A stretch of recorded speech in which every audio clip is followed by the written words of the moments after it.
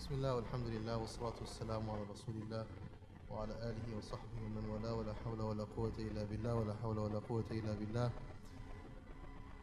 اللهم صل وسلم وبارك على سيدنا محمد في الأولين. اللهم صل وسلم وبارك على سيدنا وحبيبنا ومولانا محمد في الآخرين. اللهم صل وسلم وبارك على سيدنا وحبيبنا ومولانا وشفيعنا محمد في الملأ الأعلى إلى يوم الدين. We ask Allah subhanahu wa ta'ala to make this gathering a blessed gathering, a gathering that is full of light, full of guidance, full of healing, full of upliftment, full of tranquility, full of serenity, full of beauty. We ask Allah subhanahu wa ta'ala to accept this gathering as one that is pleasing to Him. We ask Allah subhanahu wa ta'ala to guide our hearts to that which is pleasing to Him and to that which begets His rida, begets His acceptance and His pleasure with us as His humble servants. We ask Allah subhanahu wa ta'ala to forgive our sins and our shortcomings. We ask Him to show us truth clearly without any ambiguity and bless us and help us to follow it, and to show us falsehood as falsehood clearly like the day, and to bless us to stay away from it. We ask Allah subhanahu wa ta'ala, the one who alternates the states of the hearts, to make our hearts steadfast on the kalima of La ilaha illallah Muhammadun Rasulullah. We ask Allah subhanahu wa ta'ala to unify our hearts, to unify the hearts who are of the individuals in this room and those beyond this room, beyond this beautiful sanctuary, the space, the house of Allah. We ask Allah subhanahu wa ta'ala to accept from us our desire to spend time in His house this evening, and to make this time that we spend in His house a time of healing, a time of increase and clarity. For we are in dire need, Ya Allah, of your help, your aid, your support, your guidance, your upliftment. Ya Allah, we are very often lost and confused and in pain and struggling and lonely and hurt. And we know that without you, we are nothing. Without you, we are lost and we are misguided. And so we ask you to bless us and to grant us your guidance and your clarity and your tranquility and your light and your spirit. Ya Allah, Ya Kareem, Ya Rahman, Ya Rahim. Barakallahu feekum wa jazakumullah khair. May Allah subhanahu wa ta'ala bless you all and increase you all. Allahumma ameen. So the advertised topic was preparing for Ramadan. I know many people probably saw that and were thinking to themselves, what's going on here? Did I miss something? But I think that there is a lot of wisdom for this early prep. Now, the title, the topic wasn't necessarily chosen by me, but I found there's a lot of beauty in that choice. And may Allah bless the one who chose that topic. They may or may not be in this room right now. But may Allah bless them and increase them. Because the fact of the matter is, Ramadan, although it is, what are we in? What month are we in now? March? February? February. Yeah, close enough. February, March, April, May. May is Ramadan, mashallah. So, that really is around the corner. And, Ramadan was and is the moment in the life of the companions of the Prophet sallallahu alaihi wasallam. It was their central moment. It was what they orbited in the span of the year. Their lives revolved around the month of Ramadan. And so I think, although we're not going to get into the particularities of the month of Ramadan tonight, I have something else that I want to talk about.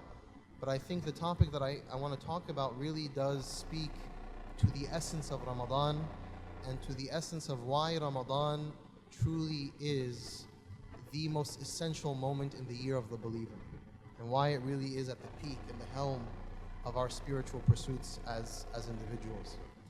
What I wanted to talk about today was dissonance and resonance. Anyone know what those words mean? Huh? What does dissonance mean? What does dissonance mean? You can raise your hand. We can make this. Yes. A lack of harmony. Yes, perfect. Dissonance means a lack of harmony. What does resonance mean? Harmony. And that's actually precisely the point. Dissonance is a lack of harmony, and resonance when you have absolute harmony. I would venture to say that the majority of us and the majority of people in this world live in a state of constant dissonance, where we feel not well.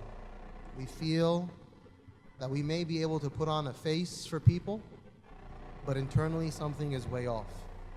We don't feel settled. We don't feel happy. We may have moments of happiness, but we don't feel happy. We may have moments of ease, but we don't feel at ease. Something is just off. You know, a lot of us, that's how we feel. We feel that our affairs are just off. You know, I may be married, but I'm not, you know, I thought marriage was going to be a lot more than what it is, and I'm not as happy as I would have, you know, wanted to be. I have kids, alhamdulillah, and I've been wanting kids my whole life, but my kids are causing me so much pain and agony and struggle. You know, I have a job, but it's not really the job that I want. I have this idea of myself as being X, right? And so I have this dissonance, right? And of course, you can add on top of all that, you have these realities that we're facing as a Muslim community in particular, and the constant challenges that we face and the, you know, quote unquote attacks on the Muslim community that cause more disturbance, right? More lack of harmony. So you have, like, you know, composed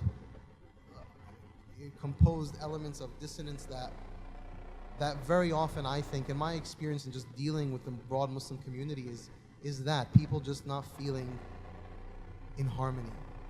And so the question that I want us to explore, and the backdrop of this is Ramadan, so keep that in mind. How do we transform ourselves from a state of dissonance to a state of resonance, right? Because I think that there's a lot for us there to consider. And a beautiful metaphor, I think, for this is, any of you familiar with those old TVs with the antennas?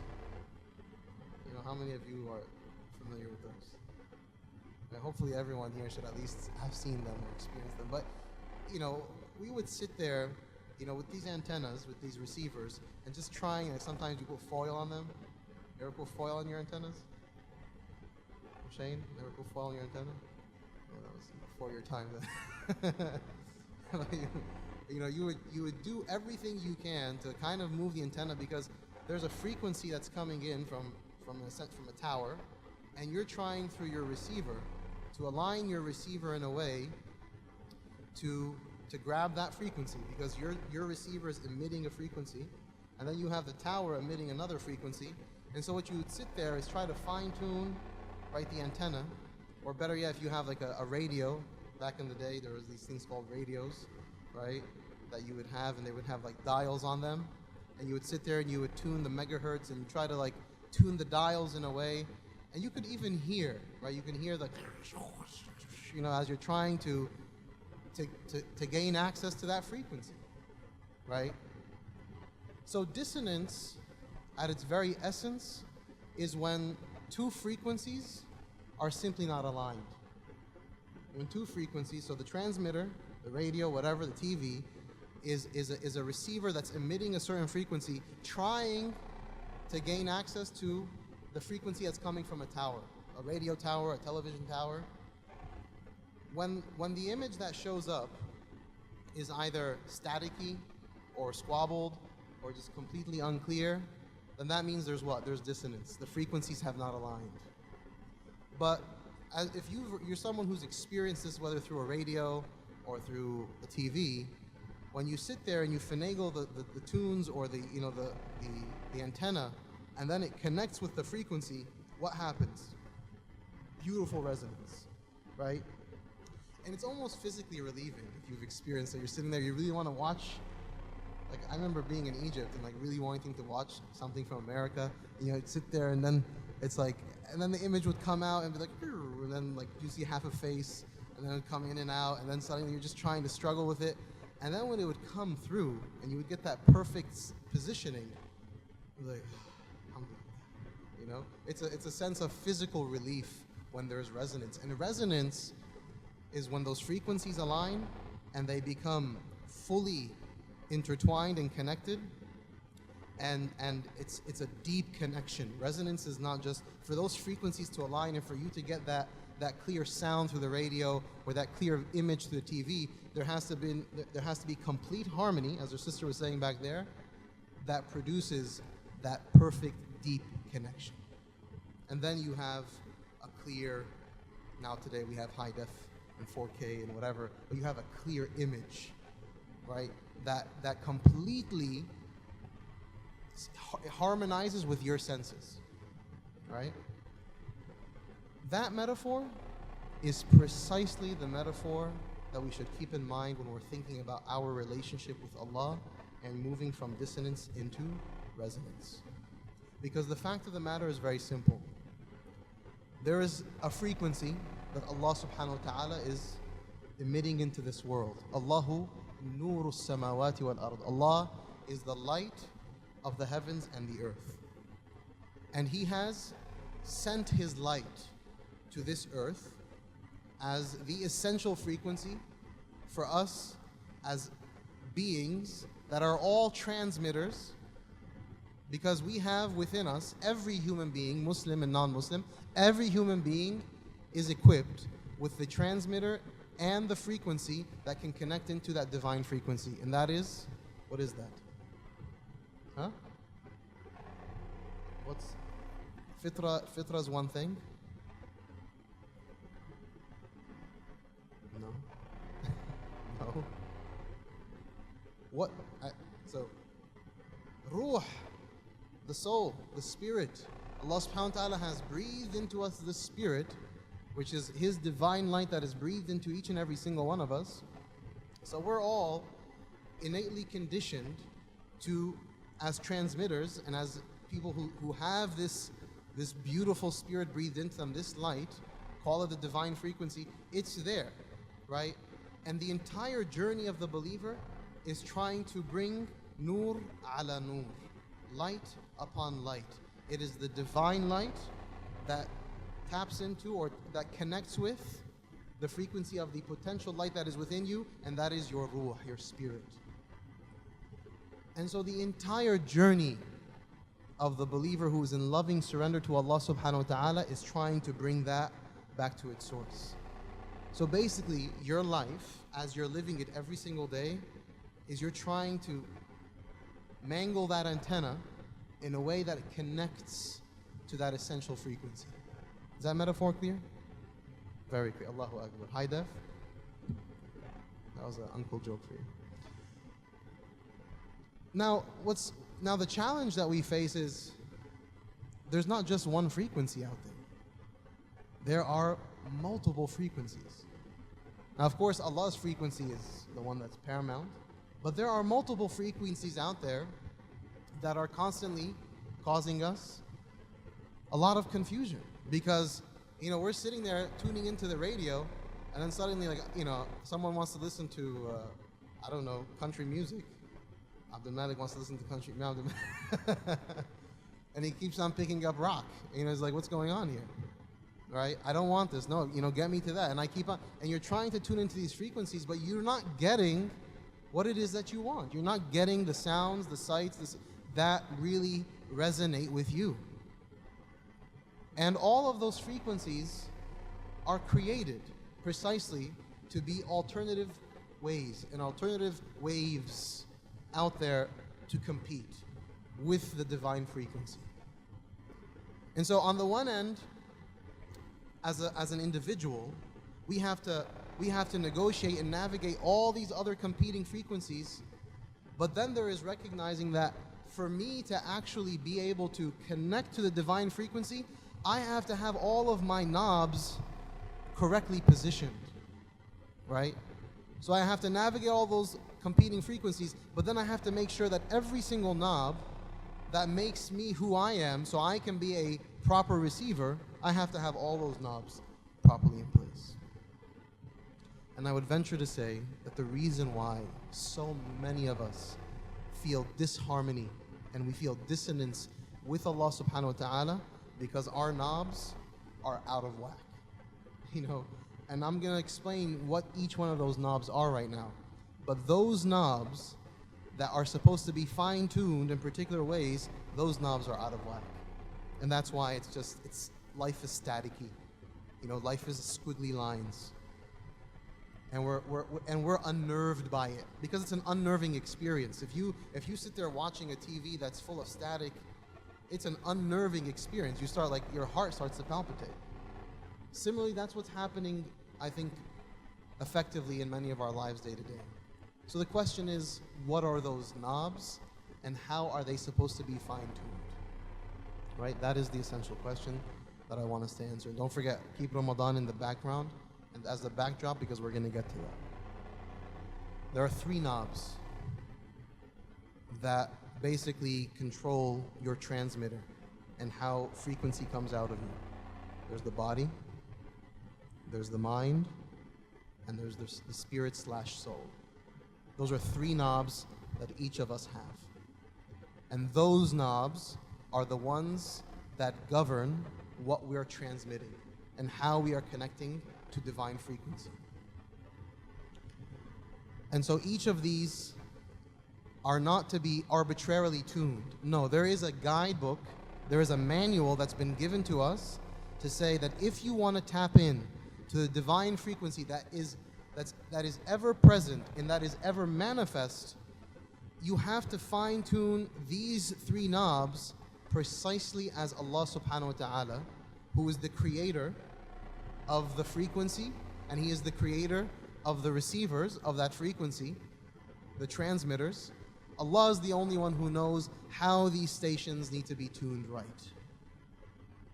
And so often, there are those who completely have no idea of this, so they reject even the concept of God, so they're in pain and agony, but they have no idea why.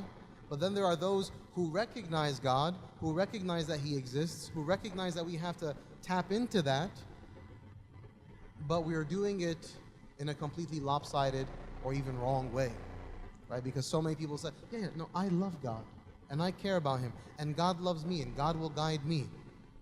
But the way I, quote unquote, do God is a way that makes sense to me. God is in my heart. I'm not all about all that dogma, right? All that dogma that you guys talk about in religion. No, I'm about just loving God in my heart, and God, I know He loves me. So why are things then still off?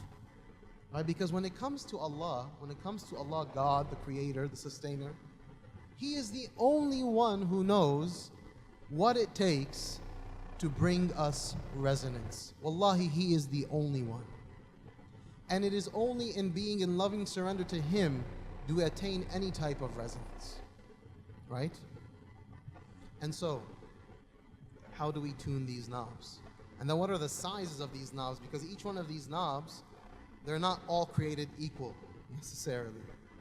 So for the body, you have a small knob, right? Just create this picture in your mind. And for the body, there's a small knob that has to be tuned. And maybe you only need 2 fingers to tune that knob.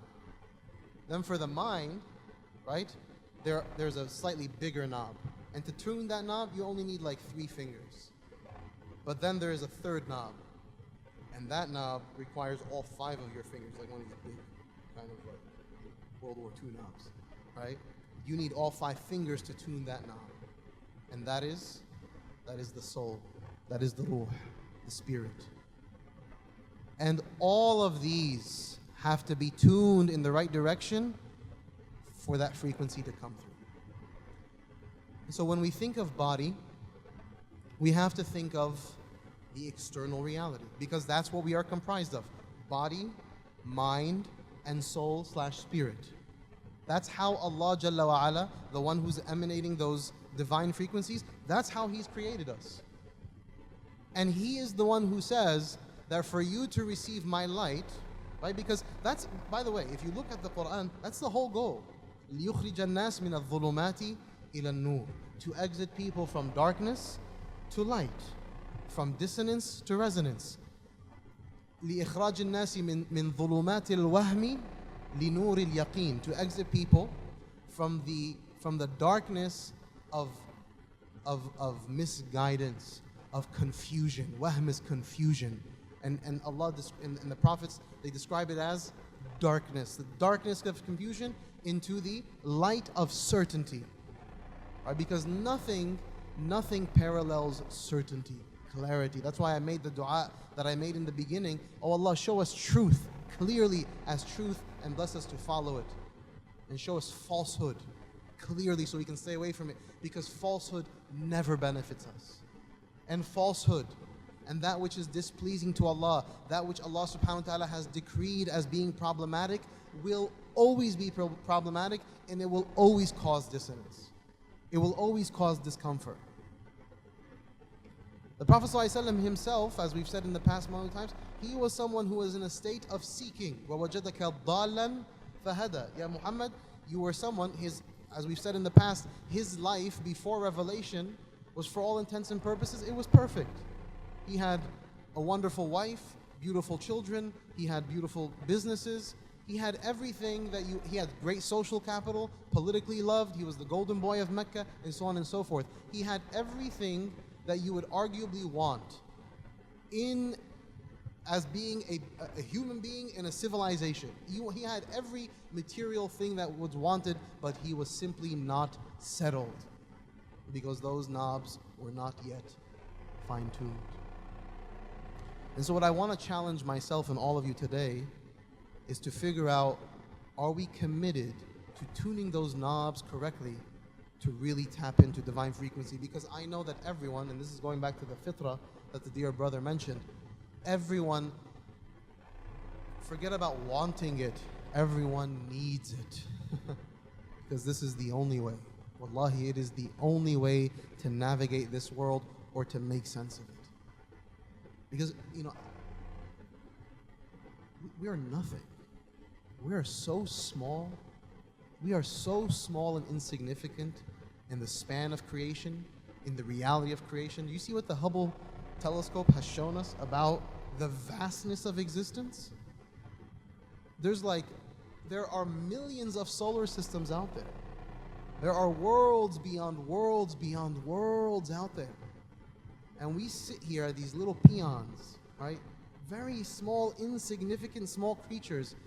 And we sit here and we think that somehow we can figure this out without Allah. We can figure this out without Muhammad sallallahu alayhi wasallam, who is the messenger of Allah, who is the bringer of this beautiful divine light, the revelation, the Quran. That's the epitome of arrogance and delusion. It's like when I watch, subhanAllah, I respect and love my young son, but I'll use him as an example for this. But it's when I watch him, he wants to turn on my computer, right?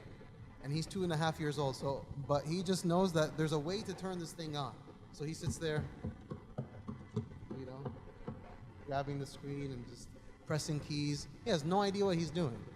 But he's just sitting there, and of course, like on these iMacs, they're like this small little soft button on the back of the thing. Of course, he has no idea it even exists. But all he's doing is just throwing everything that he has, body, mind, and soul, at the computer board, at the keyboard and the screen, trying to get it to open. But he doesn't realize, because of his simple mind, right, his youthfulness, that there's a way to open this thing. And it's a very simple way. It's the buttons right here. That's how we are with Allah subhanahu wa ta'ala. We keep on throwing ourselves at life, right? Thinking that things should just miraculously open. That yes, I should get everything that I want. I should get all this light and this guidance and this beauty and this comfort and this relaxation, this tranquility and this serenity just because I want it, or just because I'm trying something. Like my son is trying something. He's trying to do something to figure this out, but it's not working. That's how very often we are in this world. We're trying something, we're doing something. Obviously, we're functional. You're here, so you're standing up, you're getting out of your home, you're coming to the masjid. Obviously, bifadlillah, there's an attempt. But we need to make sure that attempt is the right one. So, in the realm of the body, if we now model this after the hadith of Jibreel, which is the remarkable hadith that I'll be spending the next basically 50 plus khutab, which takes me into 1.5 years just on this one hadith, because this hadith completely gives us the proper tuning of each and every single one of these knobs. This hadith shows us what is required. And we have to be very serious about thinking, because it's going to take a lot of restructuring of our minds. It's going to take a lot of challenging of some of the givens that we've told ourselves, you know? Because Allah has something very different to say about how, for example, number one, He wants us to deal with our external states, our bodies. How He wants us to act, how He wants us to move, how He wants us to dress, how He wants us to spend. Everything that is material, Allah subhanahu wa ta'ala says something very specific about how He wants that external reality to look like. Right? So that first knob is your fine-tuning your external state. How you pray. I mean, there's so much beauty in the fact that this religion spends endless texts that show you how to perfectly raise your hands and place your hands in prayer, whether it's here or by your side. You know, how you make sujood, how your fingers should be. Should they be like this or should they be like this? Right? All of that is your physical submission. Not that there's any specific logic that you know makes this better than this. For example, in placing your hand on your knee in tashahhud. Not that there's a specific logic that inherently makes this one better than this one, other than Allah subhanahu wa ta'ala says, I want you to have your hands slightly open, for example, when you're in tashahhud. And that when you're in sujood, in ruku', I want you to have your hands, some differ, slightly open or slightly closed, right? All of that is you manicuring your external state because you want knob number one to be perfectly aligned, right, with divine frequency. So we can no longer think that I'm going to somehow tap into this if my external state is left up to my own desire and my own whims. Because, like I said, there are multiple frequencies that are challenging this one divine frequency. There's the frequency of the shahwa, of the lower self and desire, that's telling you, doesn't matter how you look or what you look like or how you act or how you pray or how you do this, that all that stuff doesn't matter. It's all about your heart. Really, who said so? And I don't mean to be, combative, but this is how I want us to speak to ourselves. We have to challenge ourselves to say, who said that? Well, if it's so insignificant, then why does God have things that He's asked us to do with our bodies? In terms of prayer, in terms of fast. Why does God tell us to condition our bodies and to control the movement of our bodies and the spaces that we allow our bodies to go to and the motions that we allow our bodies to do? Why does God dictate those realities? Why does He ask us to dress in particular ways? There's a reason there, and that's what I want us to really explore, because it's all about that frequency. It's all about that resonance, wallahi. This first knob is all about the external body and what it should be doing. In that is halal and haram. Now very often, unfortunately, we translate halal and haram to do's and don'ts. We translate haram as prohibitions, but I want to retranslate haram today, right? I didn't know the redefining thing was up, but it's up there. I want to retranslate haram because we have a completely false and wrong conception about what haram is. How many of us view haram as something that is restrictive? Haram is something that's restrictive. Haram is something that limits my quote-unquote freedoms, right? And then we naturally ask the question, why does God make things haram? Why did God create things and then say, don't do that? Why?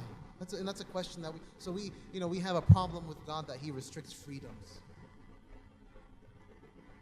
What does the word haram mean linguistically? What does the word haram mean linguistically? Anyone can answer? Sure. So haram comes from the root harama, which means sanctified, sacred. Right? Now pay attention, because we're still in knob number one. We didn't get to 2 and 3 yet, right? So just bear with me. But knob number one, like I said, is about the external state and is about halal and haram. It's about fiqh, what we do with our external bodies, our external submission. Halal and haram really operates in large part right in knob number 1.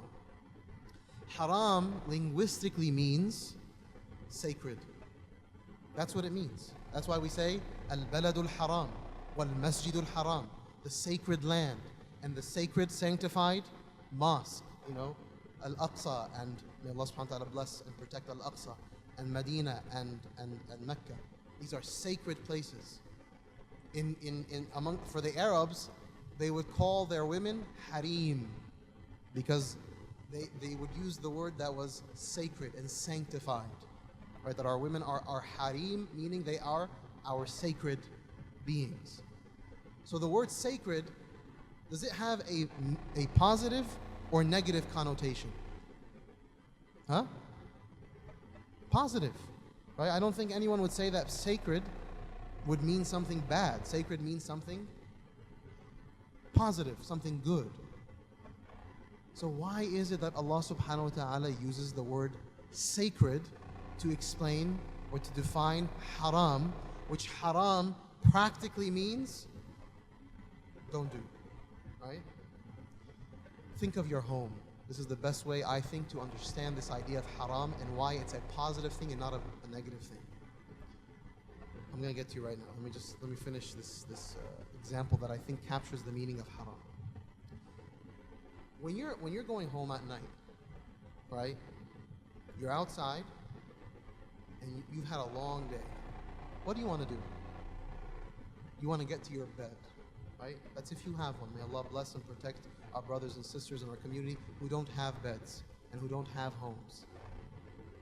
But let's say you're one of the blessed who has a space that they can call home, whether it's a room, an apartment, or a mansion.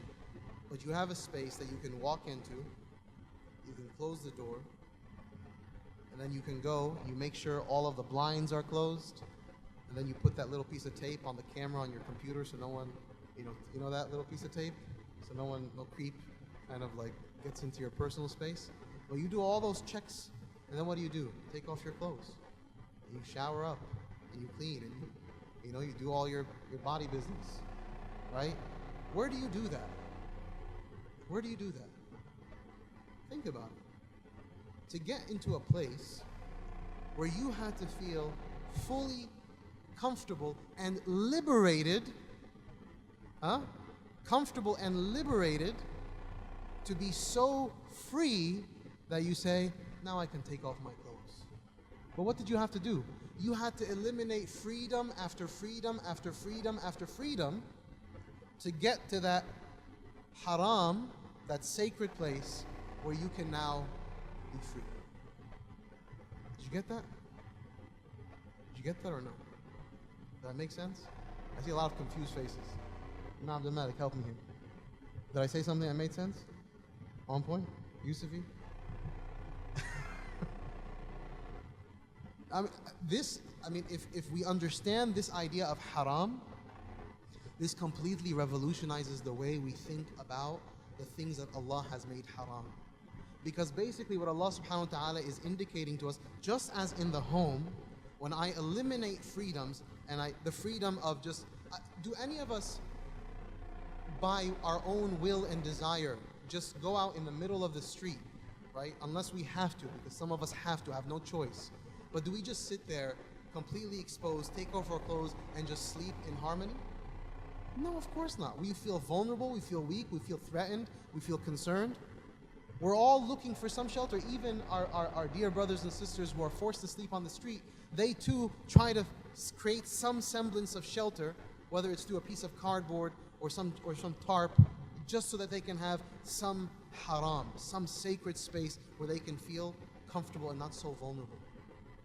Right? That's precisely what haram is in the life of the believer. Haram is not Allah, wal-iyadhu billah, just this angry person who wants to make us, not have fun. That's not what it's about at all. It's Allah knowing our realities, and He's saying, trust me, when you stay away from these things and you live inside the space of halal and you treat the sacred, those things that I have made haram, and you live within those bounds, you will be truly free. your body will be truly free.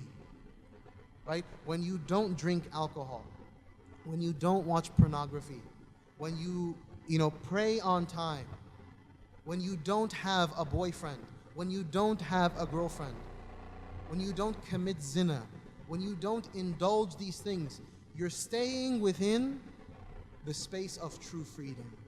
Because what Allah has done for us effectively is He knows that we are not beings that truly enjoy absolute freedom. We're not. And that's experientially something that we know by the fact of how we just treat our homes.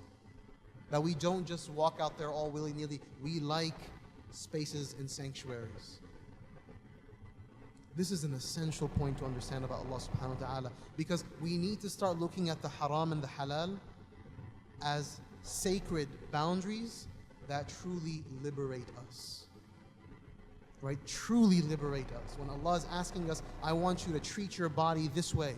I want you to do these things, not do these things. I want you to act, talk, dress, pay, not pay, whatever in this way, because He's trying to liberate us. And He's trying to liberate us from all those other frequencies, because it's not just the nafs. There's the lower self that's impulsive. There's the shaitan. There's the demon that's shaitan is constantly there, trying to get into our affairs, trying to misguide us, trying to, just turn the dial as willy-nilly and crazy as possible so you don't get right. That's why the mihrab is mawtinul harb. The mihrab is the place of war. You know that. This thing that we call the mihrab right here, it literally translates into the place of war, the place of battle. Because when you see, you're facing the qibla. Think about the knob as the qibla. And you have in front of you on that qibla so many, things that you have to battle with. So that's why Allah says, when you're standing for prayer, you're in the mihrab, you're in the battlefield. That's why you say Allahu Akbar and you throw your hands up this way, because it's a physical motion. It's like, get off of me, get away from me. You're swatting away all those impulses to say Allahu Akbar. See, when you stand and then you think about your body and you think about your actions and you say it with Allahu Akbar in mind, then Allah and His halal and His haram, His dictates, His wants, His desires of how we treat our body become greater than any impulse out there. I don't care what civilizations have said. I don't care what every professor, every academic, every soothsayer, every wise person, whoever it is out there, every media impulse, every narrative that's out there in the public sphere, that does not faze the one who is in a state of Allahu Akbar. And that's the battle, right? So knob number one. Don't forget, it's the small knob. Everything we just said is the small knob. And the knobs get bigger, right? And the knobs become more substantial and significant. And I'm going to try to run through the second two knobs a bit quicker just to open up the floor for Q&A. But actually, this brother had his hand up. You're okay? All right. The second knob, which is the one that we're going to say to be held with 3 fingers, is the knob of the mind. It is to recognize that this mind that Allah subhanahu wa ta'ala has given us, it is the thing that makes us distinctly unique as human beings. The fact that Allah Jalla wa Ala gave us the capacity to think and to process thoughts, to volate, right? To have cognition and metacognition, where we can think about our thoughts, that we can delve into the deepest realms of ideas. That is a profound, profound gift from Allah Jalla wa Ala. And that's what, see, the reason when Allah in the Quran says, وَلَقَدْ كَرَّمْنَا بَنِي آدَمَ, verily we have dignified the son of Adam, the scholars, when they explain how is it that Allah has dignified us, you know what they say? That He has dignified us by giving us this. Now, I don't like to say this because it's more this. Ta'aqqul, right? Real knowledge, right, is not just a purely rational endeavor. Knowledge in the Muslim framework is knowledge, and it's gnosis, right? It's ma'rifah, it's i'rifan. It's knowing with your mind and knowing with your heart, so to speak. a little bit too philosophical, so just to stick to the mind.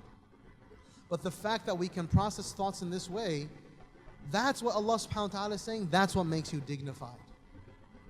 Now why is dignity intimately tied into our minds? Why do you think that's the case?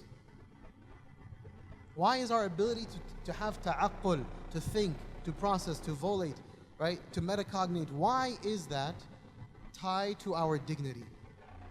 Anyone want to answer? Anyone want to take a shot at it? So that you'll do the right thing. Yes, sister.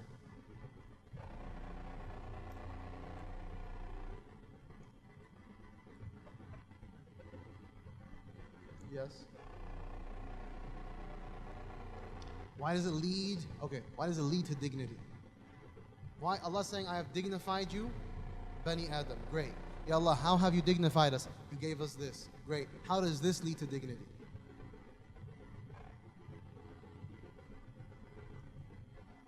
Go one more time. Because you have the ability to know. The choice. See? We talk about choice, talk about freedom of choice. This mind gives you the ability to choose the frequency, the pathway. See, you can now sit there and you can actually choose. You can choose the Quran, which is Nurullah, Allahu Nuru Samawati wal Ard, and He sent to us this light. You can choose that frequency, and then you can choose whatever else you want. You can choose to listen to rock. You can choose to listen to rap. You can choose to listen to, Joel Osteen or something. I don't know, Christian, whatever that, all that kind of. You can choose whatever you want to listen to. But then you can choose to listen to Allah. And the fact that Allah gave us that ability, that choice, that is dignity. That is pure dignity. And you notice, see, dignity is not tied into the body. Did you notice that? Dignity is not tied into the body. Dignity is tied here because this no one can ever physically control. I remember speaking to a sister once who was coming from a particular country. And she said to me, I cannot get over the fact that in my country, I don't own my body, but my father owns my body. Right? This was her fitna. This was her test. How is it that my father has the rights to my body and he can choose what he wants to do with my body, but I don't have the choice? And after a long conversation of walking her off that fitna, because it's a serious test, a serious trial, may Allah bless and protect our sisters who have to deal with that type of physical abuse or control or harm. But I said, no one can ever control your mind. Never can anyone control your mind unless we allow them to control our mind. That's why dignity's here. Because the body sometimes can be dysfunctional. The body can be paralyzed. The body can be missing. You can be missing your eyes or your limbs. You can be missing your entire torso. You can be missing everything from your body. Your body can be in the depths of a prison cell in like some high maximum security prison where your body never sees the light of day. So you never get to actually move your body around. Right? Because dignity is here, and it's here, but let's just, for our sake, we'll keep it here. Right? Because Allah subhanahu wa ta'ala is saying you can choose to to tune yourself to a divine frequency that absolutely no being has control over. And that's just a greater level of freedom and liberation. Right? Because now what you're doing is you're truly freeing yourself, because you're living in the vestiges of Allah subhanahu wa ta'ala, where He gives you that space where, because as we said earlier, you're out there and you're struggling, but when you get home and then you go into your bedroom and you close the door and then you go into the bathroom and you close the door, that's where you feel safe. Body, and then that happens in the realm of mind, because there's all these things out there and it's all confusing and it's distracting and it's overwhelming. And so what do? So that I can just deal with this, I try to amuse myself, or entertain myself, or anesthetize myself, or pleasure myself, because it's the only thing that gives me anything that I could call peace of mind. But we all know that that has nothing to do with peace of mind. Like I said in the beginning, we may have moments of pleasure, but it's not peace. We may have moments of happiness, but it's not happiness. It's not a lived reality that I experience every day with nourishment, right? And just I feel this spirit exuding because the knob is off. And so that's why in the second question of Hadith Jibreel, the Hadith of belief, is all about what the mind is doing. You know, what do you believe in? It's a very, see, the second question of Hadith Jibreel is a very philosophical question. What do you think about life? What do you know about life? What are the truths that you believe that Allah exists? You believe in that there are messengers and that there are angels and that there are these books that have been revealed, right? And revelation is another beautiful word that we use, because reveals means that it shows. Here you have this world full of darkness, but then revelation comes and it shines this big, beautiful, profound, illuminating light that when you orient that knob in that direction, the image is, so the first knob, when you put it right, the image, you start to see some things. Then you start to fix the second knob, and your worldview about life and existence and what is meaningful and what is not meaningful, and what I should be doing and what I shouldn't be doing, all of these things that I know with my mind, when that knob gets fine-tuned, the image starts to become clear. Now you can make out maybe some features of the face, right? And you can start to hear, maybe the song coming in and out. You can start to hear like one line of the song, but you're still looking for, you want to listen to that. You just want to listen to the whole song. You want to watch the whole, show or movie. And so that requires that third knob, right? And that is the knob of spirituality, the knob of ihsan. And the reason why the first knob is 2 fingers, the second knob is 3 fingers, and the third knob is all 5 of your fingers, because this is what requires the majority of your effort. The majority of our efforts as individuals in this life will be committed to this last knob. Because, by the way, effectively speaking, now I understand that many of us view this first knob as a big challenge, the do's and don'ts knob, but I promise you, Allah subhanahu wa ta'ala has made very few things. Ayah, Salli al Nabi. Ayah, come here. Ayah, come here. Okay. That's usually how I get her to run, yeah. This first knob is actually, it's the simplest knob to tune. And there are very few things. Watch out, Ayah. There are very few things that Allah subhanahu wa ta'ala asks us to do and not do. It becomes a little bit more challenging and it requires a little bit more work to navigate this knob, the intellectual knob, right? So that's why it's a little bit bigger. And it's a little bit more substantial in terms of how it aligns with the frequencies. None of them are insignificant, right? That's a very dangerous thing that we tell ourselves. We sell ourselves this false bill of sales that says, God doesn't care about what I do with my body. No, God cares. It's not me talking. Go ask God, right? No, God cares. God didn't create and say, I don't care about that. He created our bodies. Our bodies, He wants us to do something with them. We have to do them right. And He's saying, yes, this is not the most essential part of you, but it's a part of you, and I want this part to be done right. And that means something to us. I can't just choose on my own accord to say, it's insignificant, it's not a problem. Who cares about my body? I'm a soul, right? Yes, mashallah, we are souls, but we're body and soul and mind. So knobs, number 1, 2, number 3, number 2, 3 fingers. The last one, that's where the true essence of your existence is coming through. And the majority of that frequency, that divine frequency, is coming into ihsan, into spiritual excellence. And that's a whole other story that I think we should take on another time. But the essential parts of this story, this knob that I want you to, just so that we can begin to orient it correctly, Because right now I'm just giving you a very basic intro into this idea, because we're going to journey through this for a while in this masjid.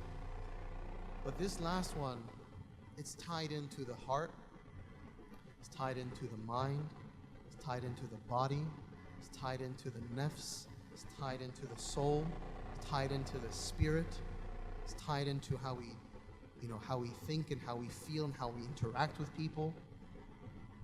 It's the state of our heart, it's the diseases of our heart, it's the level of our nafs. Do we have a nafs that inclines and that submits to evil, or do we have a nafs that is content and that's liberated? It's all about character, adab, akhlaq, right? It's about mercy, it's about love, it's about compassion, it's about surrender, it's about trust in Allah, it's about hope in Allah, it's about having a good opinion of Allah, it's about fear of Allah. It's about so many things. And that's why the majority of our scripture is about this last knob. The knobs, even in a scriptural sense, the first knob, the knob of the body, smallest amount of scripture is designated towards that first knob. Then secondly, in terms of percentage of scripture that's dedicated to philosophy and thought in mind. And then the last one is the one that is ihsan. It is spirituality. And so the simple answer is, brothers and sisters, if we want resonance, we want to be intimately harmonized with the divine frequency, all of these knobs must be tuned correctly. You cannot neglect any of these knobs. And I know a lot of us will say, well, it's hard. Yes, it is. It's a challenge. It's not easy. But a part of our knowledge and a part of our understanding and a part of our conviction, Allah sees our realities. And Allah sees the challenge that we go through. And Allah knows all of the competing forces. And He knows all the frequencies that are out there. And He knows the struggles that each of us face. And He knows how much we are under in terms of pressure and struggle and challenge and worry and concern. And so He knows all of that. The very least that we have to do is that we're sitting with each knob with the right fingers on it, and we're trying to do this. We're trying to do that. We have to at least try to do it right. Because Allah will see that effort. Allah will see that effort, and it won't go unrealized or recognized. But let's stop this journey of trying to figure out life outside of this very simple divine logic. Right? Let's stop this self, flagellating kind of self-torturous lifestyle of trying to figure out life, but we walk every day in this state of pain, not realizing that, as I show my son Zayd, there's a button on the back of the computer. You just have to press it, and the computer will open. He's like, stop doing that. That's not how this is all going to be figured out. And we just need to figure out where that button is. And it's there. Wallahi, alhamdulillah. That's why everything about revelation is Allah bringing us revelation. Anzalna alayka. We brought down to you. Allah didn't make revelation something so complex, so convoluted, so far and difficult that we have to break ourselves to find it. No, Allah brought it to us. He gave it to us on a silver platter, beautifully delivered with the most beautiful messenger, Muhammad sallallahu alaihi wasallam. There's everything about revelation came in the form of beauty, and it was manifested in the most beautiful Muhammad sallallahu alaihi wasallam. Right? Everything about the Quran is beauty. Everything about Muhammad sallallahu alaihi wasallam is beauty. Everything about this deen, this religion, this way is beauty, is resonance, is harmony. Nothing about it and nothing that this deen calls us towards is dissonance. Wallahi, none of it is dissonance. It is all harmony. Don't judge the religion. Don't judge this deen. Okay, the thing is gone. I'll keep on pointing to it. Don't judge this deen based on a moment in history. Don't fall under that trap. We are beings who are living in this ridiculously vast universe, who are in a moment in time, in what is conceivably endless history from our perspective. How are we going to allow this moment in history, which is for us not even a blip on the screen, not even a recognizable blip, how are we going to let this moment in history convince us that somehow our religion is full of dissonance. Our religion is off, and it must, the pastures are greener on the other side. Don't fool yourself. Because the truth is elsewhere. The reality is elsewhere, and it is with Allah, only with Allah. May Allah subhanahu wa ta'ala help us to understand these truths. May Allah help us to orient our hearts, our bodies, our minds, and our souls around Him. La ilaha illa hu. There is no God but Him. May Allah subhanahu wa ta'ala grant us hearts that are full of sakina, full of tranquility, full of ease. May Allah grant us minds that are full of conviction and clarity and beauty of certainty. The beauty of certainty. And may Allah help these bodies to be governed in a way that is truly within the sacred reality of your haram and your halal. Ya Allah, we want these bodies to find the rest that it truly finds when it is in the realm of halal and haram. And these minds to be in the space that is philosophically oriented only around the truth that Allah has delineated about this world.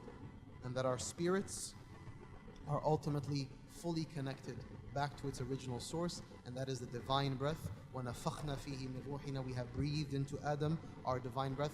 May the breath that is within us reconnect to Allah Jalla wa Ala, the producer of that breath. وَصَلِّ اللَّهُمَّ عَلَى سَيِّدِنَا مُحَمَّدٍ وَآخِرُ دَعْوَانَا الْحَمْدُ لِلَّهِ. I have a bunch of questions here. Let me start to go through them.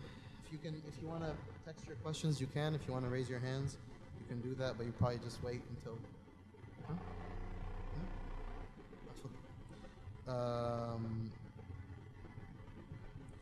And my name is Mackenzie, and welcome Mackenzie. I don't know if that was private or public, but now I made it public, so welcome Mackenzie wherever you are. I have recently converted to Islam, and I appreciate some guidance on how to start living as a Muslim woman. That's a wonderful question, and my advice would be, don't go on the internet. And I know that that's the first place that most people go to, but don't go to the internet. Alhamdulillah, if you're local, we have a masjid, we have Imam Abdul Malik, we have myself, and we have a lot of wonderful resources that we can utilize. Please make sure that you find those resources and you utilize them. I advise all of my brothers and sisters, when it comes to your religious practice, what you do and what you don't do, get it from sources that you trust, authorities that you trust, and that you know. The internet can be a very dangerous place when it comes to understanding what to do and what not to do. So my very simple answer is, reach out to myself, Imam Abdul Malik, and we can help in that regard. But a beautiful book that I think can get you started is To Be a Muslim by Dr. Tarson. It's not To Be a Muslim. Being Muslim. That's it. One second. Being Muslim by Dr. Tarson is a wonderful, or Tarsin, that's I think how you're supposed to say it. It's a beautiful book, and you can find that online. But it's a great start, and then please try to plug yourself into programs here. Living Islam happens every week, being and a few other programs. So inshallah, may Allah bless you.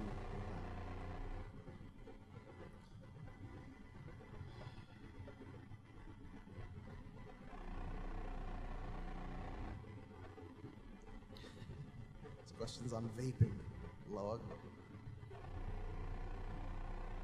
Akbar. The Florida shooting. Jazakallah khair. Yes, I meant to mention something.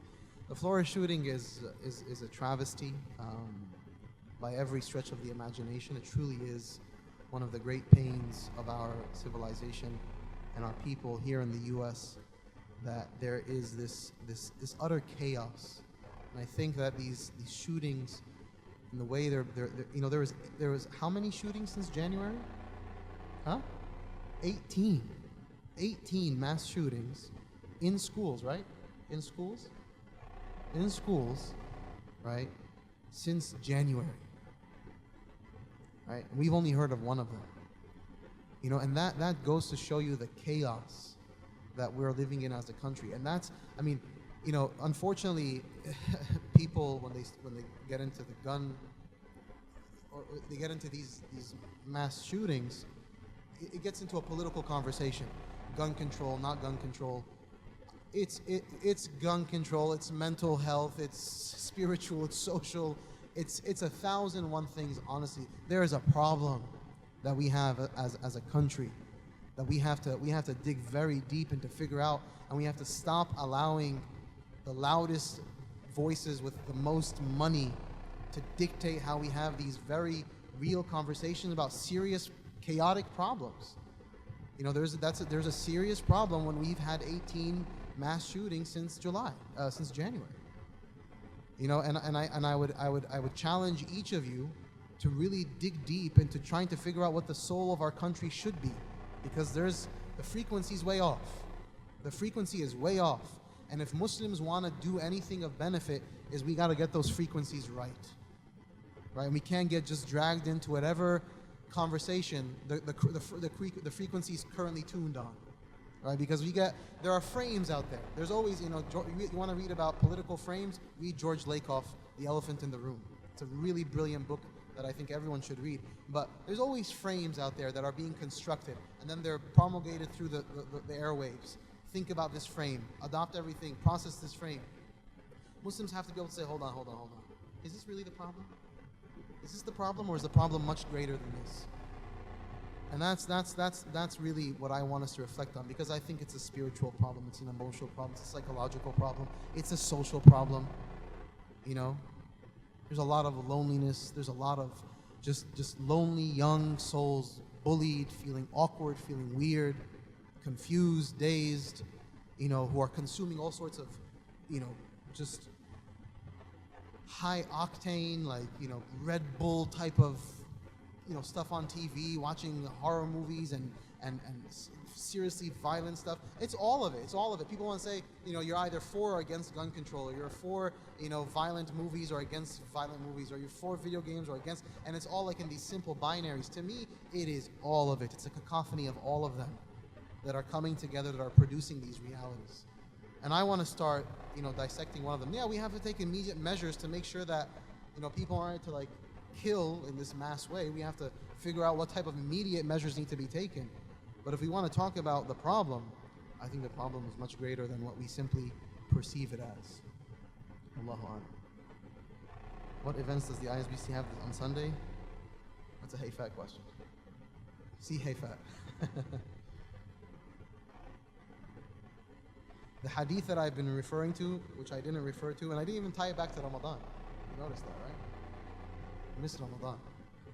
Those who left missed out. Now, the reason why Ramadan is the backdrop of this, because the beauty of Ramadan and how it ties in, I won't get into it right now, don't worry, I'm going to wrap up. The reason why Ramadan is so beautiful as the backdrop to this conversation, because Ramadan is the time and place where all of those other frequencies are eliminated, right? And tuning the dial in the right way becomes far easier to do, right? So whether it's the stuff you do with your body, stuff to do with your mind, the stuff we do with your soul, all of that is it's facilitated in Ramadan, because Allah subhanahu wa ta'ala creates this very beautiful, you know, high definition experience in Ramadan where you can tap in much quicker, much easier, and you feel it much more immediately, right? So it's this very special place. So it's like, you know, if outside of Ramadan you're far away from the tower, Ramadan is like you live in the tower. And so it's right there. And there are no barriers, right? The shayateen are tied up, Jahannam is closed, everything is just like Allah saying, I'm going to give you an experience like you've never had throughout the year. That's why everyone leaves Ramadan, and like I say many times, everyone leaves Ramadan, whether they like it or not, feeling a little bit better. Some feel a lot bit better, right? A lot bit better, like that. And some feel a little better. But everyone feels a little bit happier. Because Allah subhanahu wa ta'ala grants you this beautiful, beautiful experience. And really from now until Ramadan, it's all about figuring how I'm going to fix my equipment in a way that is so, you know, wondrously ready to absorb all of the light of Ramadan. Because sometimes, let's say Ramadan is coming, the wavelengths are coming through at 4K, and all you can handle is 360p, right? No matter what, Nusrat, am I getting this stuff right? All right. No matter what, your system is not going to be able to handle 4K, right? So you need to, until Ramadan, we want to get our system up to a 4K capacity so that the transmission comes out beautifully clear. And that's why Ramadan is the backdrop of this whole conversation, because the companions understood this. For them to arrive at the epitome of their selves, their highest self, and by self I mean the entire body, mind, soul experience, they knew Ramadan, it was all about Ramadan. That's why 6 months before Ramadan, it was Allahumma balighna Ramadan, oh Allah, bring us to Ramadan. And then 6 months after Ramadan is, oh Allah, accept our Ramadan. For them, it was all about Ramadan. That's why, we may be 3+ months away, or whatever it is. I forgot, what are we? 2? Are we 3? Okay, 3. We may be 3+, but it's all about Ramadan. Like Ramadan is the goal, right? And inshallah, through the next couple of months, we'll be talking a little bit more about these Ramadan ideas, and I'm going to be unveiling a few other activities that we'll do in the meantime, inshallah. The hadith that we were reading, or that I was kind of very briefly reflecting on, is the hadith of Jibreel.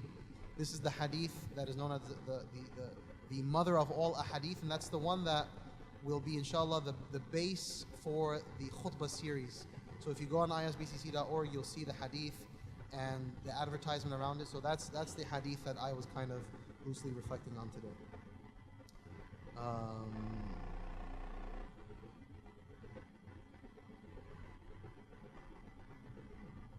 This brother or sister is talking about how the fact that they have a real belief in God, but their prayer is way off, and they very often miss prayer, and sometimes they don't pray at all, but they really believe and love Allah.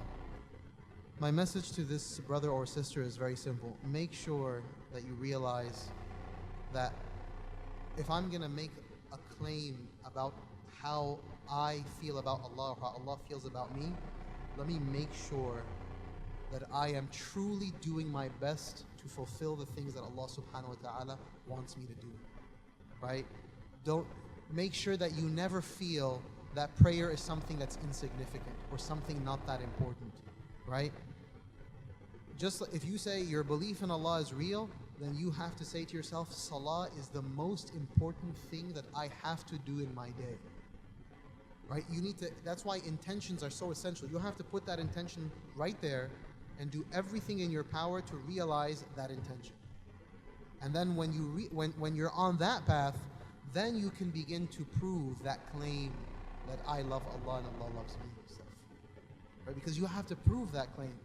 And proving that claim requires that you show serious effort in those spaces. The prayer, the fast, the so on. And it can't just be a haphazard effort. So like, no, it's important to pray, but then your day is not really structured around the importance of prayer. If you're putting the right intentionality, you're putting the right game plan, and you're showing Allah that you really care, and then with all of that, you're messing up here and there, then inshallah you're showing Allah that you're really trying. But if there's no real effort, then I have to be careful not to make claims that are not, that won't stand the test of time. May Allah help us may Allah open up our hearts to ibadah, to worship. Because there's nothing that is more beautiful in this dunya, in this simple created world, than to be in loving surrender and in worship to Allah Jalla wa Ala. There's nothing more beautiful than that, but that's a goal, that's a point that we need to arrive at, because I know for many of us, that's not our reality. Prayer is torment. Prayer is a struggle. Waking up for Fajr is hard. Praying, waiting to just pray Isha before you go to sleep is painful. But that's where pleasure and going back to resonance exists. It only exists in that space. May Allah grant us the clarity to see that and understand that and live that in our lives.